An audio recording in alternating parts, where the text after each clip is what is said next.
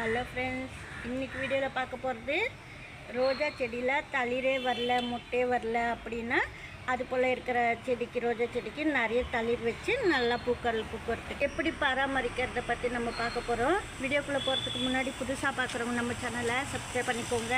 வாங்க வீடியோக்குள்ளே போகலாம். இப்போ பாருங்கள், பென்டாஸ் வந்து பெரிய தொட்டியில் நான் கண்ணெல்லாம் வச்சுருந்தேன் வேர் பிடிக்கிறதுக்கு. இப்போ லிமிட்டாக சின்ன கப்பு தொட்டியில் நட்டுட்டேன். நான் இது போல் தான் செய்வேன்னா, நம்மளுக்கு நிறைய பெரிய பெரிய தொட்டிலே வைக்கணுன்னா இடம் அதிகமாக தேவைப்படும். அதுக்காக ஒரே தொட்டியில் ஃபஸ்ட்டு நிறைய கிளை கட் பண்ணி வச்சுட்டு வீடியோ கூட பண்ணியிருக்கேன் பென்டாஸ்க்கு. இது போல் வேர் பிடிச்சதுக்கப்புறமா நம்ம வேறு சின்ன கப்பு தொட்டி வைக்கிற மாதிரி இருந்தால் நம்ம மாற்றி வச்சுக்கலாம். பூத்து முடிஞ்சதுக்கப்புறம் தான் நீங்கள் தொட்டி மாற்றணும். இப்போ நான் அது போல் தான் இந்த செடி தொட்டி மாற்றிட்டேன். இன்னும் வெள்ளை இந்த ஒயிட் கலர் இன்னும் இருக்குது, அப்புறமா தான் நடணும்.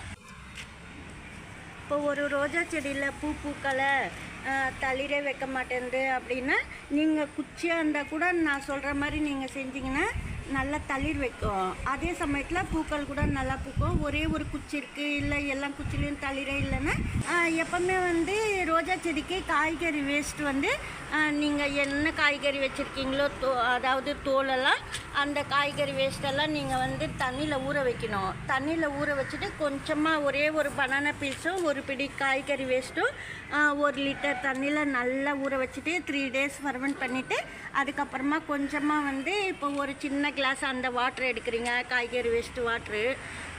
ஒரு கிளாஸ்க்கு ஒரு 6 கிளாஸ் வாட்ரு வந்து ப்ளெயின் வாட்ரு சேர்த்துட்டு நீங்கள் வந்து செடி ஃபுல்லாக வந்து குச்சியாக இருந்தால் கூட பரவாயில்ல ஸ்ப்ரே பண்ணணும். அப்போ நிறைய தளிர் வைக்கும். அதே சமயத்தில் வாழைப்பழம் தோலெல்லாம் போட்டிருக்கோம், மொட்டு வைக்கும். உங்களுக்கு தளிரே வரலன்ற ரோஜா செடிக்கு கூட நிறைய தளிர் வரும், மொட்டு வைக்கும். பாருங்கள் எவ்வளோ மொட்டு இருக்குது இந்த செடியில் கூட. நான் அது போலலாம் காய்கறி வேஸ்ட்டெல்லாம் மேலுக்கு வந்து ஸ்ப்ரே பண்ணியிருக்கேன் இந்த பிளான்ட்டு கூட. நேற்று வந்து பாருங்கள் எவ்வளோ பெரிய மொட்டாக இருந்தது. இந்த மொட்டு வந்து கம்பளி பூச்சி தின்னுடுச்சு. இந்த மொட்டெல்லாம் நல்லதாக இருக்குது. நான் வந்து பார்த்தேன் இது போல் பிளாக் ஆகிட்டு இருக்கேன் மொட்டுன்னா இங்கே உட்காந்துருந்தது. நான் நேற்று எடுத்துட்டேன். இந்த மொட்டு நம்ம வச்சுக்கினாலும் சரி இருக்காது. நம்ம சரியாக இல்லை மொட்டுன்னா நம்ம கட் பண்ணிடணும் கொஞ்சம் இறக்கி. இது போல் நீங்கள் காய்கறி வேஸ்ட்டு தண்ணியில் ஊற வச்சுட்டு நிறைய தண்ணி கலந்து ஸ்ப்ரே பண்ணும்போதும் நல்லா தளிர் வைக்கும். அதே போல் தளிர் வைக்கும்போது நீங்கள் கொஞ்சம் இலையெல்லாம் வளர்ந்துடுச்சு அப்போ வந்து மோர் ஸ்ப்ரே பண்ணலாம். இல்லை காய்கறி வேஸ்ட்டில் கூட 1 ஸ்பூன் தயிர் சேர்த்துட்டு அதோடவே ஊற வச்சுட்டு கொடுக்கலாம். அப்போவும் உங்களுக்கு தளிர் வரும், முட்டு வரும்.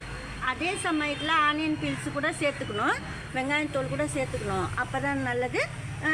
ரொம்ப சேர்க்கக்கூடாது. எந்த காய் எடுத்தாலும் எல்லா காயும் சேர்த்தாப்போல கூட நீங்கள் ஒரே ஒரு பிடி எடுத்துகிட்டு 1 பிடி வெங்காயத்தோல் எடுத்துகிட்டு நீங்கள் அது போல் 1 ஸ்பூன் கர்டு சேர்த்துட்டு 1 லிட்டர் தண்ணியில் நல்லா ஊற வச்சுட்டு நீங்கள் தண்ணி நிறைய கலந்து ஸ்ப்ரே பண்ணலாம். ரொம்ப திக்காக ஸ்ப்ரே பண்ணக்கூடாது, கண்டிப்பாக தளிர் வரும்.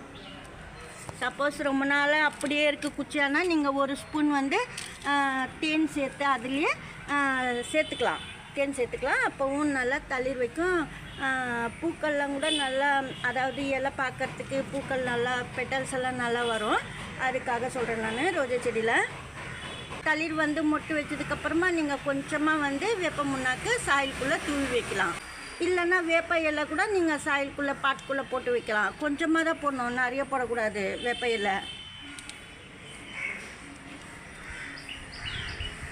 இது போலலாம் நீங்கள் செஞ்சு கொடுத்தீங்கன்னா ரோஜா செடிக்கு நிறைய தளிர் வரும், நிறைய மொட்டு வந்து பூக்கள் பூக்கும். இது போலலாம் ஸ்ப்ரே பண்ணும்போது நீங்கள் வந்து ஒரு வாட்டி ஸ்ப்ரே பண்ணாலே போதும். ஏன்னா தளிரே வரல அப்படின்ற பிளான்ட் வந்து கொஞ்சம் டல்லாக தான் இருக்கும், சரியில்லாத. அதுக்காக நான் சொல்கிறேன், ஒரே ஒரு வாட்டி ஸ்ப்ரே பண்ணிவிட்டு அப்படியே விட்டுணும், கொஞ்சம் நிழலில் வச்சுக்கணும், நிறைய தண்ணி ஊற்றக்கூடாது. இந்த வீடியோவில் தான் பிடிச்சிருந்தா லைக் பண்ணுங்கள். நன்றி, தேங்க்யூ.